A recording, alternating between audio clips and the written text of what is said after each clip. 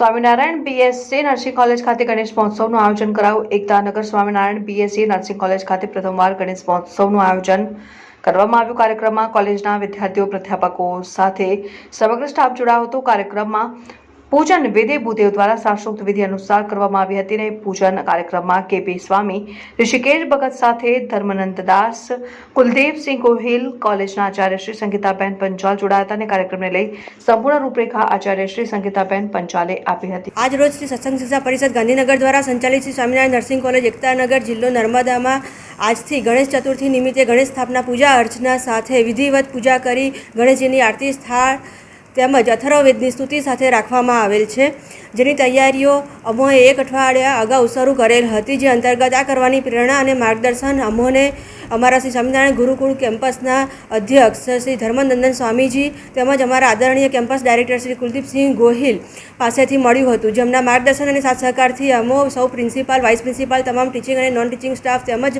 સૌ વિદ્યાર્થી મિત્રોએ ખૂબ જ સારી તૈયારીઓ કરી છે. આ તૈયારીઓમાં અમારા બીએસસી નર્સિંગ અને જનરલ નર્સિંગના સૌ વિદ્યાર્થીઓએ ખૂબ જ અમૂલ્ય ફાળો આપીને સારી એવી મહેનત કરીને ખૂબ જ પ્રશંસનીય કામગીરી કરેલ છે.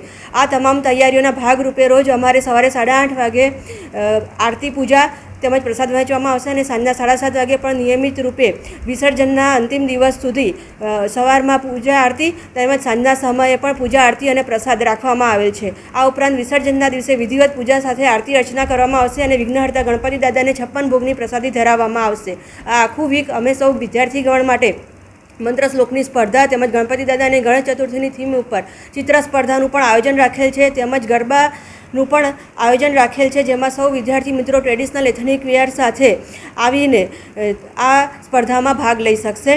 તેમજ આ સંપૂર્ણ આયોજનનો ધાર્મિક આનંદ પણ માણી શકશે અને પોતાનામાં સ્પિરિચ્યુઆલિટી એટલે કે આધ્યાત્મિકતાનો પણ અનુભવ કરી શકશે. આમ અહીં શિક્ષણની સાથે સાથે સંસ્કાર અને શિસ્તનો પણ ત્રિવેણી સંગમ રચાશે. આ આયોજન પાછળનો અમારો ઉદ્દેશ્ય એ છે કે અમારા સૌ બીએસસી નર્સિંગ અને જીએનએમ કોર્સના વિદ્યાર્થીઓમાં શિક્ષણની સાથે સાથે આધ્યાત્મિકતાનો પણ વિકાસ થાય અને તેઓ પણ ભગવાન શ્રી ગણેશજી પ્રત્યે આ ગણેશ પર્વ નિમિત્તે ભક્તિ અને શ્રદ્ધા પ્રત્યે સ્થિત પ્રજ્ઞ બને એ હેતુથી આ પ્રશંસનીય ગણેશ પર્વની ઉજવણી કરવામાં આવી રહી છે.